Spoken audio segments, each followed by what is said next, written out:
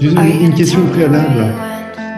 Par rapport à votre nom de famille, quand j'étais étudiant, donc ça remonte à il y a 30 ans, il y avait dans ma promo une Hélène Ankawa. C'est votre famille par hasard? Non, malheureusement, alors la famille est très très grande en fait, Non. et on ne connaît pas tout le monde en réalité. Donc moi personnellement, non, je ne connais pas d'Hélène Ankawa, mais avec un A, A-N-K-A-W-A. Oui, oui. Parce Oui, qu'il y a oui, même orthographe. Bon Laurent, merci. Donc comme je vous le disais à la seconde, comme je te le disais à la seconde, parce qu'on a décidé de se tutoyer dans dans la première seconde. J'enregistre cet entretien juste voilà pour toute cette communauté de lecteurs qui a rejoint ce programme un peu improvisé avec le confinement. Et alors que je faisais quelques Facebook Live, je me suis dit pourquoi pas inviter des gens qui m'inspirent, parce que souvent on me disait mais qu'est-ce que tu lis comme lecture, qu'est-ce que tu regardes comme conférence, etc. Et ton nom est ressorti parce que je trouve que tu es une personne inspirante, même si je ne te connais pas. Et il y a effectivement plusieurs façons d'inspirer les gens. On n'est pas obligé de se connaître pour inspirer les autres. Et ça, c'est un point important pour moi. Alors, je ne te connais pas en tant que personne, mais ce qui m'inspire chez toi, c'est les livres que j'ai pu lire, donc les valeurs que tu as pu transmettre, l'audace que tu as eue peut-être de partager aussi des choses que tu as appris depuis des années à travers tes voyages, à travers ton parcours personnel aussi. Et ça m'inspire, parce que toi, je ne te connais pas encore et je suis ravie de te découvrir. Et merci d'avoir répondu présent, ce qui ne m'étonne pas du tout au vu de ce que tu fais de ce que tu fais et que tu offres aux autres. Mais merci pour ce temps, parce que c'est toujours un cadeau que de se dire pendant cette seconde-là, on est ensemble et t'es pas ailleurs. Pendant cette seconde-là, tu m'offres ta seconde à toi, ce moment à toi, et tu n'es pas avec d'autres. Donc c'est un choix. Alors voilà, le projet, c'est de faire un live avec cette communauté. Ça va durer à peu près, ça dure généralement, le live dure une demi-heure et j'aime en faire intervenir les gens 20 minutes, 25 minutes autour d'une question. On va définir ensemble là, pendant ce moment ensemble. Et puis on laisse émerger ce qui se passe. Alors avant, j'ai quelques questions à te poser là, pour toi, pour te connaître un peu et pour que les autres te connaissent, même s'ils te connaissent évidemment à travers tes livres. Beaucoup de gens, en tout cas de ma communauté, te connaissent à travers tes livres. Puisque d'ailleurs, quand j'ai dit pourquoi pas inviter Laurent, je vais essayer, je vais l'appeler, on verra. Et là, tout le monde, ah oui, oui, oui, Laurent. Donc déjà, tu étais déjà prédisposé. Alors, j'aimerais te poser cette question parce que j'ai entendu évidemment au-delà de tes livres des interviews que tu avais faites et des conférences que tu avais faites. Et j'aimerais te poser une question de aujourd'hui, qui tu es. Et non pas en tant qu'auteur, non pas en tant qu'homme, non pas en tant que mari de, non pas en tant que père de, non pas en tant que… Qui tu es toi aujourd'hui? Je vois que tu as vu l'un de mes TEDx à Marseille, n'est-ce pas? Exactement, mais bien d'autres, bien d'autres. J'ai commencé en effet en m'adressant au public en disant mais qui êtes-vous? Et finalement, si je vous posais vraiment cette question, vous seriez embarrassé pour répondre, puisqu'on a tous naturellement tendance à répondre en se définissant par notre nom déjà, mais aussi par ce que l'on fait, ou par notre métier, ou par nos qualités, etc. Sauf qu'on n'est pas que ça, on ne se résume pas à ça. Et donc la question, c'est puisque nous ne sommes pas ça, qui suis-je si je ne suis pas ça? Alors tu commences très fort, parce que tu poses tout de suite une question qui me pousse à répondre à un niveau spirituel. Et ça me va, Laurent. Et ça me va. Si toi, ça te va, évidemment, tu as tous les jokers possibles. Tu as tous les jokers possibles de dire Maud, je ne réponds pas à tes questions. Mais si toi, ça te va, j'ai envie, effectivement, parce que je ne veux pas te prendre trop de temps, aller vraiment dans ce qui a du sens pour toi, ce qui a du sens pour moi et ce que je crois qui pourrait faire du bien aux autres. Ok. Alors, pour répondre à cette question, il est utile, je pense, de commencer par répondre par la négative. Alors, on a commencé en disant je ne suis pas mon métier, je fais autre chose que ce que je fais, je ne suis pas mes qualités, parce que d'autres peuvent avoir les mêmes, et pourtant c'est différent. Je ne suis pas mon nom, j'aurais pu avoir un autre nom, etc. etc. Et si on pousse ce raisonnement encore plus loin, on pourrait même dire que je ne suis pas qu'un ensemble d'atomes, de molécules qui forment mon corps, d'accord, alors que l'on peut voir, qu'on peut toucher, donc il y a bien quelque chose de matériel me concernant, et en même temps, je ne suis pas que ça. Alors, pour quelle raison? Déjà, l'une d'elles est que les physiciens, et en particulier les physiciens quantiques, qui s'intéressent à l'infiniment petit, savent que la matière, en fait, que l'on voit et qu'on peut toucher comme étant solide, en fait, elle est essentiellement constituée de vide. Parce que oui, il y a des atomes, assemblés en molécules, mais il y a énormément de vide entre ces atomes. Et il y a tellement de vide que finalement, alors je ne me souviens plus le pourcentage, mais peu importe, l'immense majorité de ce que l'on croit être nous est en fait de vide, ce qui est un petit peu dérangeant d'ailleurs. Mais ça, c'est le premier point. Le deuxième point, c'est du vide et en même temps, c'est pas vraiment du vide puisqu'il se passe des tas de choses. Il y a des flux d'énergie, il y a un aspect ondulatoire à l'être humain, il y a des ondes. Donc, il y a un certain nombre de choses déjà qui sont autre chose que de la matière. Déjà, ça, c'est assez intéressant. Parce que, par exemple, quand on pense à nous, au-delà de la matière, on pense bien sûr à l'esprit, l'âme, la conscience, hein, on peut appeler ça de différentes manières, mais on pense aussi à nos émotions. Et on sent bien, on sait bien que nos émotions ont absolument peu de rapport avec les atomes qui constituent notre corps. D'accord. Alors certains peuvent dire oui, mais les émotions trouvent leur siège dans la partie, la couche limbique du cerveau, donc ça vient bien de la matière quelque part. Oui, oui, et peut-être pas complètement, d'ailleurs. Et peut-être pas complètement. Ou en tout cas, on sait tous que l'émotion, elle peut être induite, et très souvent, elle est induite par l'extérieur, par la parole de quelqu'un, que c'est une parole gentille ou qui interpelle de manière d'une autre, ou blessante d'ailleurs. Donc ça me donne des émotions, et ça vient bien de l'extérieur, et ça passe pas par de la matière. On est d'accord, parce que ça vient de la parole ou autre. Donc ça veut dire que je ne peux pas non plus me définir complètement par mes atomes. Ce qui pose la question de qui suis-je? Qui suis-je? Et notamment, qui est cette personne qui dit je? Donc là, voilà, moi, Laurent Gounel, je dis je réponds à un mot en kawa, mais oui, mais qui est le je, quoi? Et donc, qui est cette conscience? Alors, le propre de l'être humain, c'est d'avoir une conscience auto-réflexive, c'est-à-dire qu'on a conscience d'avoir conscience. Et ce qui nous donne encore plus le sentiment que notre conscience, elle est enfermée dans notre personne, dans notre corps. Et puis on croit, parce que la science nous y aide par l'étude du cerveau, on peut croire que notre conscience est une sorte de sous-produit de notre cerveau. D'accord? Sauf que de plus en plus d'éléments, d'expériences, et même maintenant de recherches en cours, hein, pas finalisées, il faut quand même le préciser, tendent à prouver que non, la conscience n'est pas un sous-produit du cerveau. Et que la conscience, donc, existerait en dehors de ce cerveau. Alors, je ne vais pas revenir sur toutes les expériences de mort imminente qui ont été vécues de par le monde, enfin, on peut en parler longtemps et c'est passionnant, mais toutes ces choses-là tendent à prouver en effet que la conscience, elle est encore là, même quand le cerveau ne fonctionne plus, même lorsqu'on est dans le coma, même lorsque, comme le professeur Niven Alexander, on a eu une partie du cerveau complètement détruite, ben, on peut encore être conscient d'un certain nombre de choses. D'accord ? Et donc, si cette conscience n'est pas un sous-produit de mon cerveau, alors c'est encore plus compliqué de répondre à la question qui suis-je? Et à partir de là, d'ailleurs, bon, à part à appartenir à une religion et avoir des réponses toutes prêtes, mais sinon on ne peut aller que sur des hypothèses si on veut être vraiment sérieux. Bon, moi, une hypothèse que je fais est de dire que déjà ma conscience, si elle en effet n'est pas localisée dans mon cerveau, eh bien, elle existe tout à fait indépendamment de mon corps, ce qui présuppose à ce moment-là que, à la mort de mon corps physique, ma conscience va perdurer. Sous quelle forme, je ne sais pas. En plus, je n'ai pas de réponse toute faite. Je ne vais pas vous sortir une vision très précise, puisqu'on ne peut faire part que d'hypothèses, de ressentis, de convictions. Donc déjà, moi, j'ai cette conviction que mon âme existe indépendamment de moi et indépendamment de la vie de mon corps physique. Et deuxièmement, parce que je ne réponds toujours pas à qui suis-je, qui est ma conscience, eh bien, je crois, vraiment, je prends des précautions, je n'ai pas de certitude, mais je crois que ma conscience, à moi, individuelle, est en fait une sorte de fragment d'une conscience plus générale, une conscience plus collective, et donc qui finalement n'aurait un peu rien à voir avec ma personne. Et sauf que m'étant incarné comme chacun dans un corps, d'accord, la définition de l'incarnation, qu'on incarne la peau, quoi. Donc étant incarné, eh bien, il se trouve que j'ai été doté d'une psyché et d'un ego. La psyché, hein, qui m'amène à réfléchir, là, pour le coup, c'est vraiment le cerveau, et mon ego exige de moi, ou en tout cas font que j'ai envie d'exister tout à fait indépendamment des autres. J'ai envie d'avoir une existence en propre, et non seulement d'exister indépendamment des autres, mais voire même d'être meilleur que les autres, d'être plus grand, plus beau, plus intelligent, plus cultivé ou je ne sais quoi encore.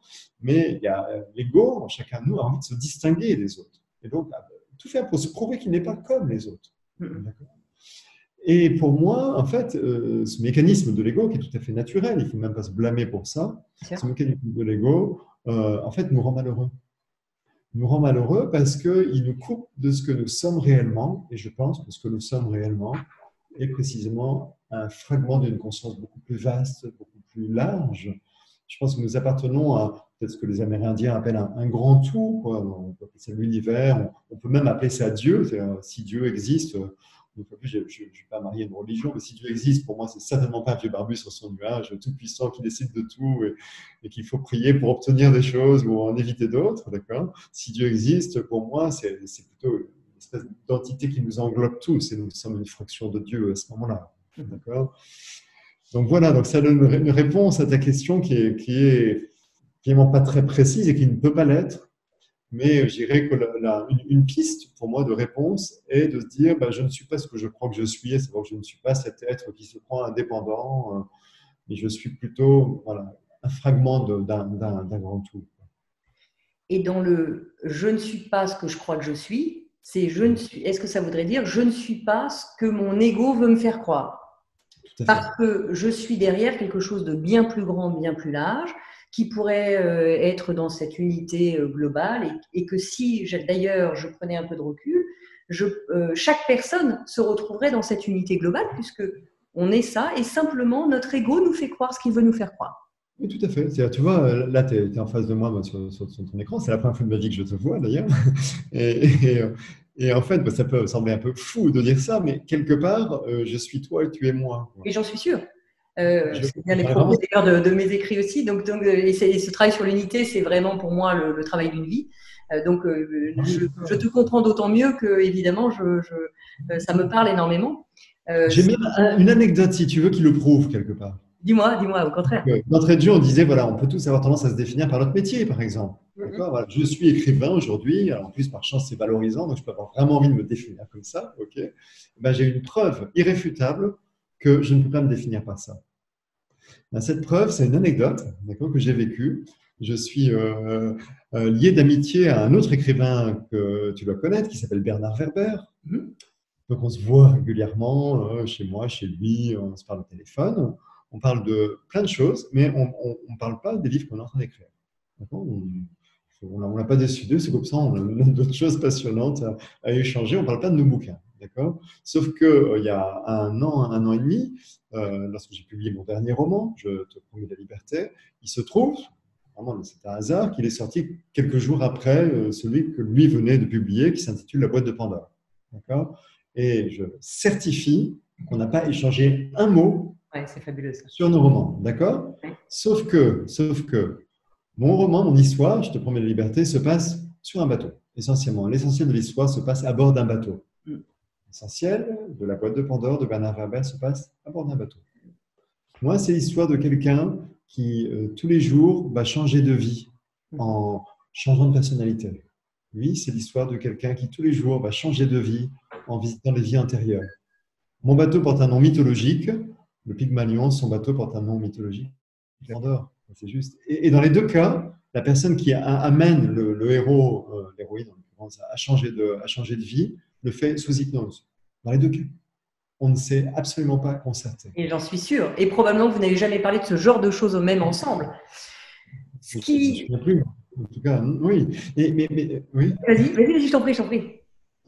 Et donc la question derrière ça, parce qu'on peut dire, oui, c'est magique, c'est marrant. C'est ma question, oui. Ça peut être un hasard, mais en même temps, il y a quand même beaucoup d'éléments. Ça ne peut pas être un hasard. Donc la question à ce moment-là, c'est d'où viennent ces idées ? Que mon ego pourrait avoir très envie de dire, c'est mon cerveau génial. Oui, voilà, sauf que là, il y a quelqu'un d'autre qui a eu quasiment la même idée en même temps. Donc, elle ne vient peut-être pas de notre cerveau, en fait, cette idée.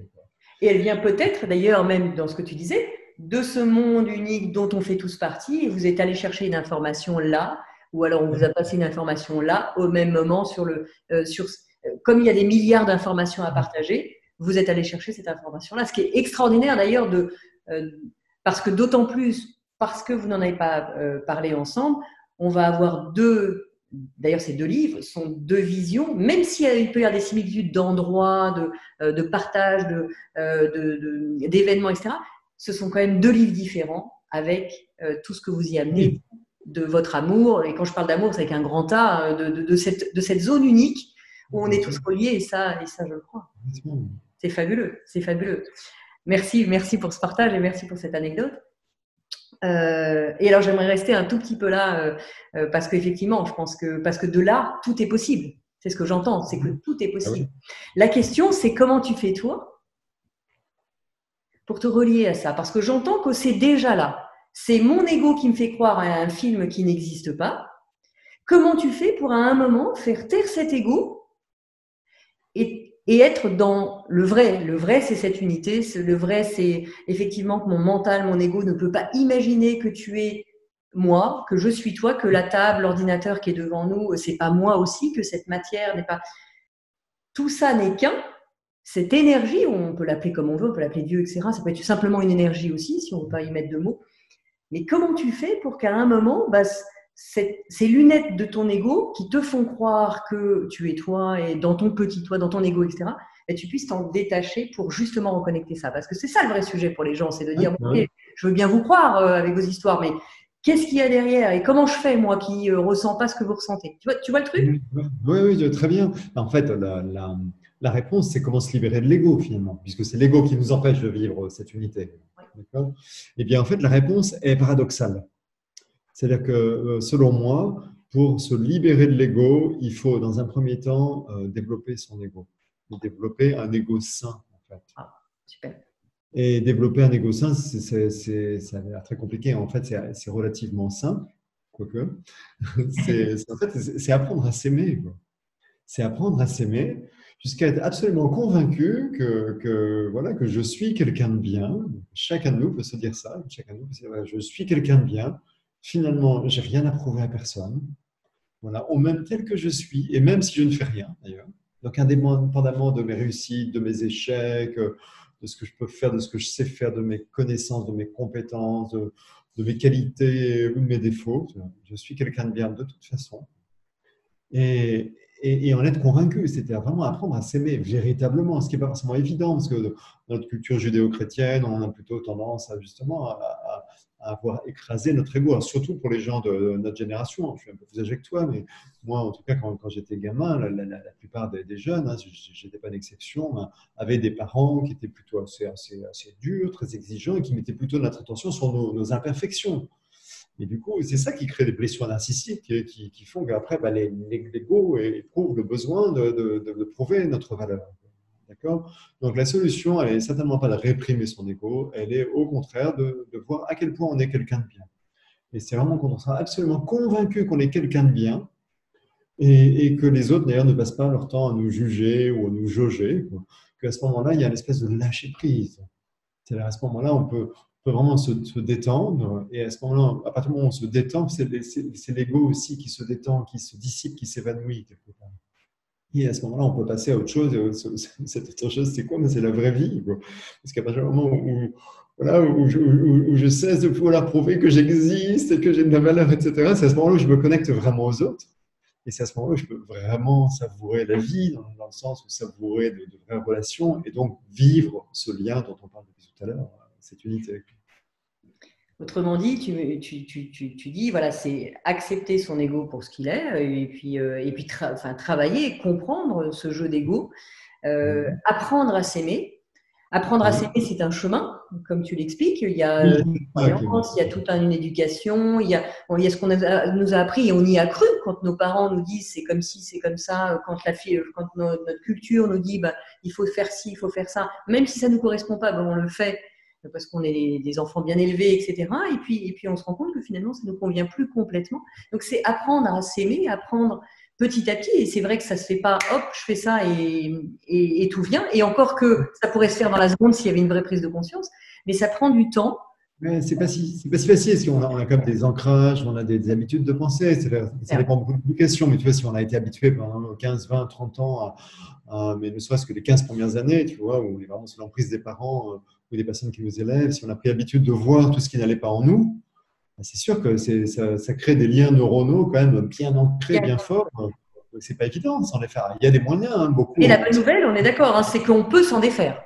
Oui, mais souvent, il faut l'aide d'un thérapeute, il faut parler clairement, il ne faut pas le cacher aux gens non plus. C'est pas juste parce que j'ai conscience qu'en fait, je suis quelqu'un de bien, mais je ne l'ai jamais su jusque-là, ça ne se fait pas d'un claquement de doigts. Il y a vraiment des protocoles thérapeutiques qui nous amènent Ouais. à voir cette réalité-là, à se libérer de ce qu'on appelle les croyances limitantes sur soi, notamment. Bon. sur soi, sur ses capacités, etc., pour se voir tel qu'on est brut, j'ai envie de dire, et voir que nous sommes une belle personne malgré ce qu'on appelle nos défauts. Exactement. Tu as fait ce chemin, hein, tu le dis dans différentes conférences, que tu as fait ce chemin de te faire aider, justement, d'avancer, et puis et on en est toujours presque au commencement, même si quand on étend d'1%, c'est déjà énorme. On a l'impression que plus on avance et plus on a de choses à apprendre. Mais comme tu le disais aussi, plus on va vers soi, plus on s'aime vers soi, et plus on détend cet ego, et plus on se sent bien soi avec soi. Ouais. Moi, tu vois, je trouve que ce qui est le plus dur, c'est le début, en fait, quand on entreprend une démarche thérapeutique. Parce qu'au début, voilà, on a ces fameux liens neuronaux qui créent des habitudes de pensée, une façon de voir les autres. Et ça, c'est très ancré en nous. Mais à partir du moment où on commence à travailler dessus, c'est dur au début d'accepter, de se voir autrement, de voir le monde autrement, de faire évoluer nos relations, nos comportements. À partir du moment où on a commencé, on en retire de tels bénéfices que après ça va beaucoup plus vite et c'est beaucoup plus simple. Et au bout d'un moment, on peut continuer sans thérapeute. Et puis la peur aussi quand on se lance, de se dire mais qu'est-ce que je vais découvrir, qu'est-ce que je vais voir. Comme toujours, quand on se lance dans quelque chose, il y a toujours une peur de mais moi je ne sais pas qui je suis en dehors de ce que je connais de moi et de mes croyances, etc. Oui, et puis pour être honnête, on ne se libère jamais totalement de son ego, enfin, sauf si on est un sage abouti, un maître en lévitation, ce qui va dans le cœur. Et tout va bien d'ailleurs avec ça, non? Et tout va bien, c'est-à-dire, voilà, c'est anormal qu'à un moment donné, l'ego revienne et nous voilà, et biaise un petit peu notre quotidien, et c'est OK une fois de plus. Mais c'est d'avoir la conscience déjà qu'il y a cet ego qui nous trompe la réalité. Oui, complètement. Merci pour ça. Alors j'aimerais t'amener, et merci d'avoir amené cette profondeur dans la discussion. Je suis très touchée de ça. Je suis très heureuse de ça et très heureuse d'avoir pensé à l'enregistrer pour partager ça, vraiment. Alors j'ai une question sur quelle est ta vision de ce qui nous arrive là, de cette pandémie, quelle est ta vision à toi? On n'est pas là pour voilà, évidemment que on le sait, c'est grave il se passe des choses graves, mais on n'est pas là pour juger ça, mais plutôt ta vision à toi de ce qui arrive, de ce que tu en vis. Qu'est-ce que tu pourrais en dire? D'abord, je le redis, la première chose à dire, c'est que c'est une période qui est très compliquée pour tout le monde et qui est source d'angoisse parce qu'on est nombreux à avoir des parents âgés qui sont des cibles potentielles de cette saleté de virus, d'accord, des parents âgés ou des personnes qui, sans être âgées, vont être plus faibles et donc plus à risque. Donc, voilà, c'est normal d'avoir peur, hein, je dirais. Et on est tous, moi y compris, voilà, j'ai une vieille mère, donc j'ai peur pour elle, quoi, et c'est normal, je dirais. Donc ça, c'est le premier point. Au-delà de ça, je dirais que c'est légitime aussi d'avoir des préoccupations sur le plan économique, sur le plan matériel, parce qu'on voit bien que c'est quand même un tsunami terrible sur le plan économique. Enfin, il y a plein de personnes quelle que soit leur profession, qu'ils exercent en indépendant ou comme salariés dans les entreprises, qui sont touchés ou qui risquent de l'être à l'avenir. On voit bien à quel point ça va être très, très, très compliqué pour des entreprises. Donc là, pour l'instant, on vit le confinement et c'est drôle pour personne, mais les lendemains risquent d'être encore plus compliqués, d'accord, sur le plan matériel et économique. Par chance, en France, on a quand même un certain nombre d'amortisseurs sociaux, un système qui est assez protecteur, donc il devrait limiter la casse. Mais je comprends que beaucoup soient angoissés sur le plan économique. D'accord, c'est pas évident. Alors, ceci étant dit, je dirais que comme dans plein de situations, moi j'ai coutume de dire que dans la vie, rien n'est que négatif ou que positif. C'est une vision un peu manichéenne et un peu simpliste, de dire il m'arrive cette chose, c'est bien, ou il m'arrive telle chose, c'est un coup dur. En fait, c'est quasiment jamais ça. C'est tout ce qui nous arrive dans la vie, tous les événements, même les choses très personnelles, comme je sais pas, des échecs ou autres, engendrent en général en même temps des effets positifs et des effets négatifs. D'accord ? Ça, c'est un peu comme ça que le monde fonctionne. Et donc, la question par rapport à ça, après avoir parlé de tous les effets négatifs actuels ou potentiels de cette période de coronavirus, la question est de se dire qu'est-ce qu'il pourrait y avoir de positif éventuellement ? Alors moi, il y a une première chose qui m'a surpris, c'est un sondage qui est paru il y a quelques jours qui montrait que 60% des gens interrogés par les sondeurs disait trouver des aspects positifs au confinement. Je ne parle pas du virus, hein, de la maladie Bien sûr. et des décès terribles, évidemment, qui frappent les familles et qui les endeuillent. On ne parle pas de ça. Hein. Vraiment juste par rapport au confinement, en fait, d'être confiné, enfermé chez soi, après, on pourrait dire que c'est quand même pas drôle. Bah, il y a 60% des gens, et pendant tous ne vivent pas dans une maison avec un grand jardin, j'imagine, hein, il y a 60% des gens qui y trouvent des aspects positifs. Alors là, pour moi, il y a tout de suite un premier espoir qui est de dire, et c'est pas moi qui l'ai inventé, on sait bien que notre mode de vie est quand même problématique. Problématique, on dit souvent pour la planète. Moi, je dirais pas tant pour la planète que pour les conditions de la vie humaine sur Terre. Oui, Pour moi, la planète, elle vivra sans nous. Hein. Elle a déjà ah, vécu voilà, des milliards d'années sans nous. Donc exactement. le problème, il n'est pas tellement pour la planète, il est plutôt pour le fait que nous, on puisse continuer à vivre avec la planète. Je suis d'accord. Exactement. Et ça, je crois que c'est la grande erreur, je vais lâcher un gros mot, la grande erreur marketing des écologistes depuis 20 ou 30 ans, c'est de dire qu'il faut sauver la planète. Non. Donc, l'être humain, il a déjà du mal à se sauver lui-même. Souvent, c'est vrai, quand Elle n'a pas besoin de nous. on alimentaire ou autre, suite à une maladie, on voit que c'est super dur. Alors, se sauver pour quelque chose qui est extérieur à nous, laisse tomber. Okay. Donc, la question n'est pas de sauver la planète, elle vivra après nous. Bien sûr. La question, c'est de sauver les conditions de la vie humaine sur Terre, ou en tout cas d'une vie humaine à peu près agréable. D'accord ? Et ça, il faut quand même avoir à l'esprit que le dérèglement climatique, c'est pas rien, quoi. Si on vient de se taper 8 mois de pluie, c'est quand même une conséquence du réchauffement climatique et ça va s'accentuer. Parce que j'entends parfois certaines personnes dire ah, réchauffement climatique, c'est génial, on va avoir l'été toute l'année. Non, non, c'est pas exactement ça. C'est pas exactement ça. Hein. Température plus élevée veut dire plus d'évaporation des océans, beaucoup plus de pluie dans les régions tempérées comme la nôtre, hein, comme la France. Et inversement, voilà, on sait un désert accru en Afrique, dans les zones subsahariennes, etc. Enfin, donc, ça risque d'être un peu l'enfer pour tout le monde, un enfer différent d'une région à l'autre de la planète, mais quand même un enfer pour tout le monde, il faut quand même le dire. Et puis au-delà de ça, et juste de la qualité de la météo, je dirais, ben, on sait bien que c'est en train de bouleverser terriblement tous les équilibres écologiques. Enfin, c'est vraiment juste énorme ce qui est en train de se passer. Et jusque-là, on se plaint. Oui, mais on continue comme avant. Hein. On continue de faire voilà, des petits voyages un peu loin parce qu'ils coûtent moins cher que les vacances en France, ou de changer de vêtements, de faire des vêtements tous les 4 matins parce que mon ego le réclame. On va reboucler sur la première question. Ou d'acheter tout simplement des produits qui viennent de l'autre bout de la planète alors qu'on les produit en France. Quoi.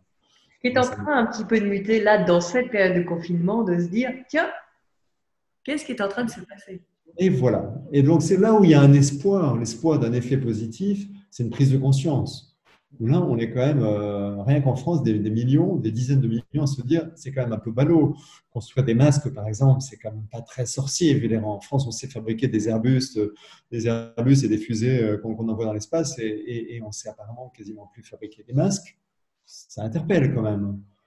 Sauf que les masques, voilà, comme on le sait, ils sont maintenant fabriqués à l'autre bout de la planète. Et comme tout le monde les fait fabriquer là-bas, ben maintenant, c'est la course. On a entendu hier que les Américains avaient négocié, ils avaient mis 3 fois plus cher sur la table pour rafler le stock qui était destiné à un avion français. Quoi. Du coup, ben, ce n'est pas nous qui les aurons. Et je dis ça avec le sourire, mais en même temps, c'est catastrophique, hein, puisque même si le gouvernement essayait de nous faire croire que les masques ne servaient à rien, ça c'était pour nous faire avaler la pilule de l'absence de stock. Mais la vérité, c'est que voilà, vous prenez Hong Kong, le Corée du Sud ou le Japon, ils ont tous des masques et la maladie ne se développe pas. Hein, donc, c'est super utile. D'accord ? Donc, moi, j'ai un espoir par rapport à cette période, une prise de conscience que, la mondialisation est quand même une absurdité.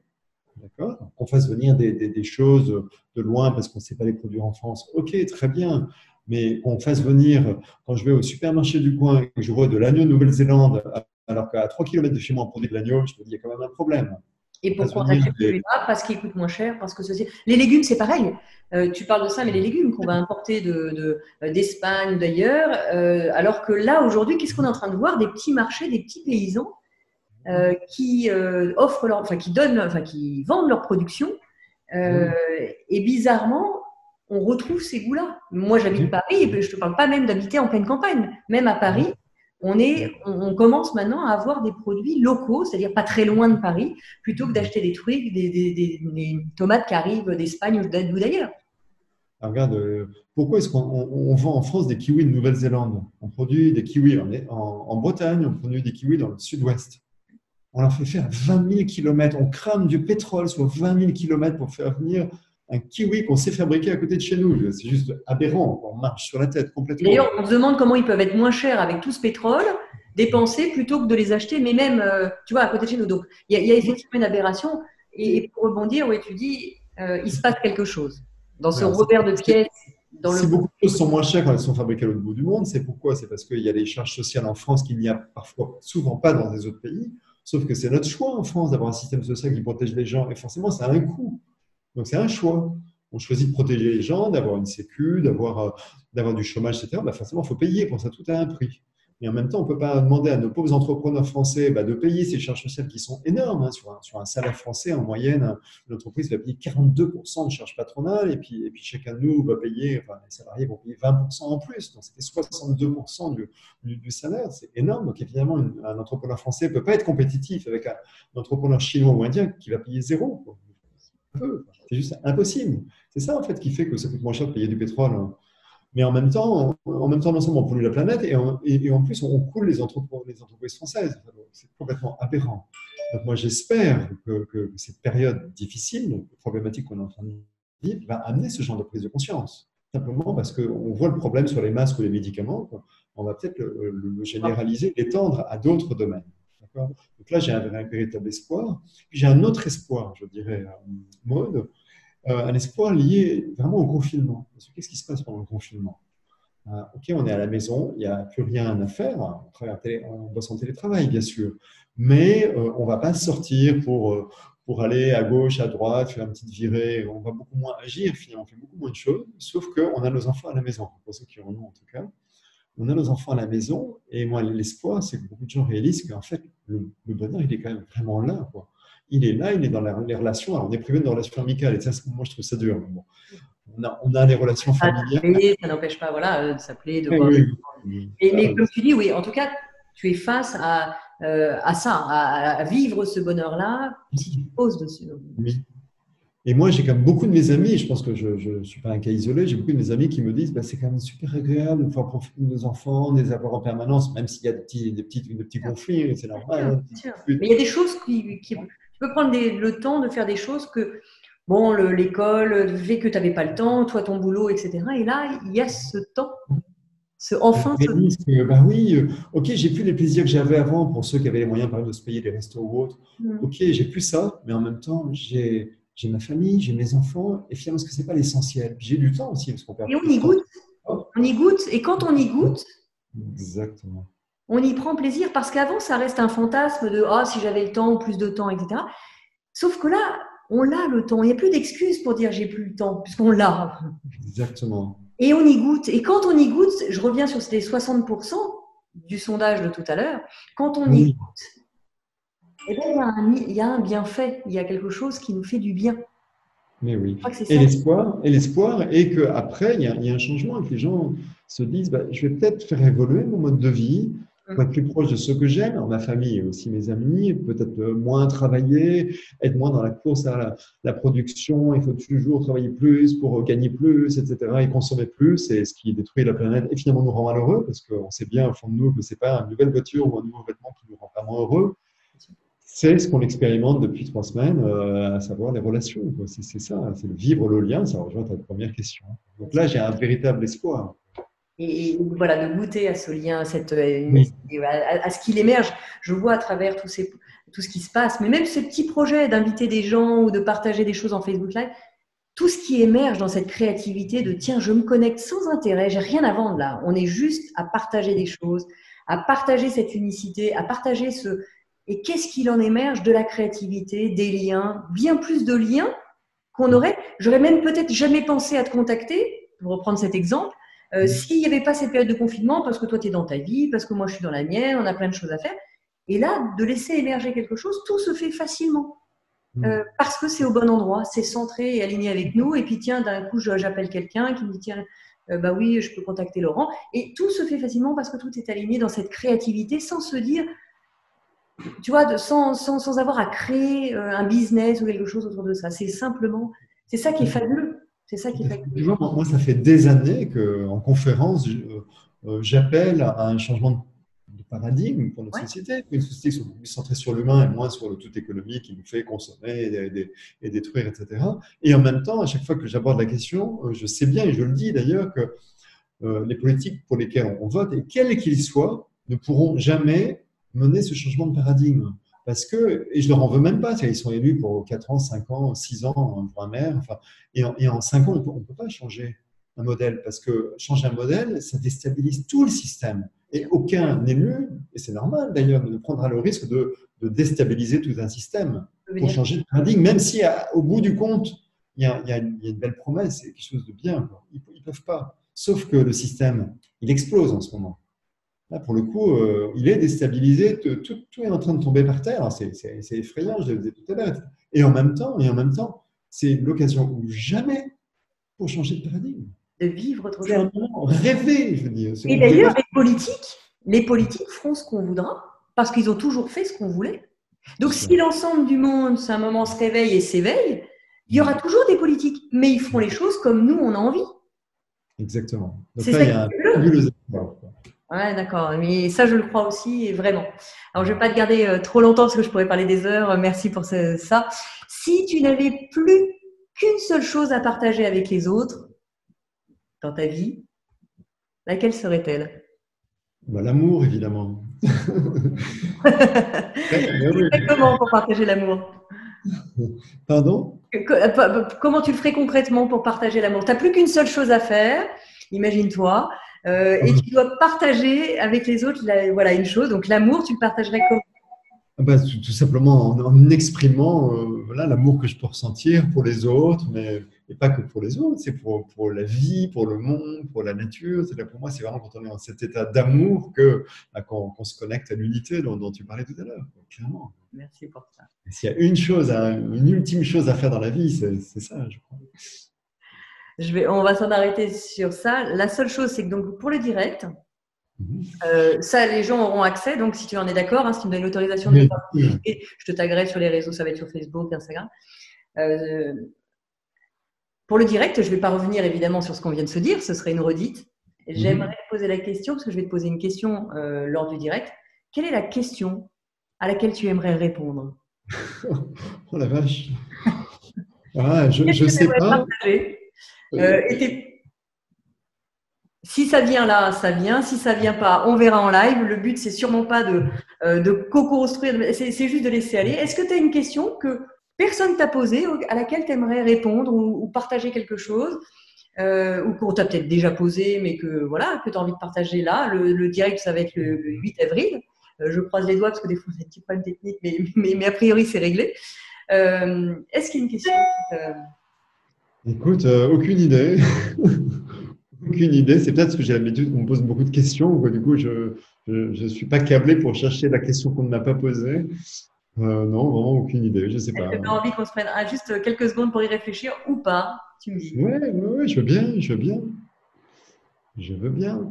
En fait, ce qui est difficile, je dirais, c'est que tu as posé d'entrée de jeu des questions essentielles. En fait, tu vois, on a parlé de qui sommes-nous, on a parlé de spiritualité, on a parlé de l'âme, on a parlé de l'amour. Alors justement, pas des choses qu'on connaît forcément, pas des choses qu'on a l'habitude d'exprimer en conférence, pas des choses qu'on a particulièrement écrit ou quoi. Est-ce qu'il y a autre chose qu'on peut laisser aller? Et on verra, peut-être que cette question, elle s'éteindra vite parce que voilà, ou auquel tu n'as même peut-être jamais réfléchi. Si tu avais, parce que moi je ne suis pas du tout journaliste, comme tu l'as compris, d'ailleurs c'est peut-être un peu du coq à l'âne, mais j'aime cette idée de ne pas être journaliste et donc de ne pas avoir de règles à suivre, puisque je ne les connais pas, les règles. Mais voilà, si on se posait une seconde et on se disait, tiens, ben voilà, j'ai répondu à plein de questions, quand j'ai dit je, c'est toi, tu as répondu à plein de questions, tu as écrit plein de livres. Et si un journaliste devait te poser une seule question, parce qu'après tu ne peux plus jamais répondre à une seule question. Waouh!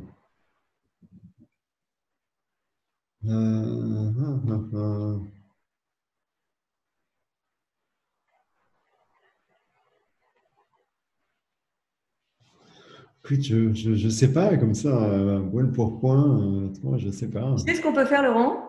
Le live, c'est le 8.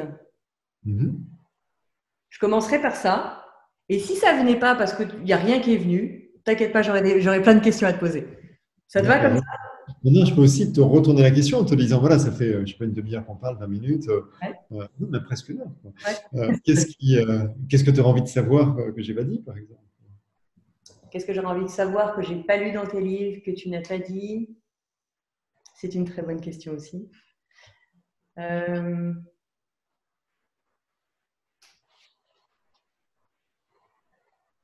Et je sèche autant que toi.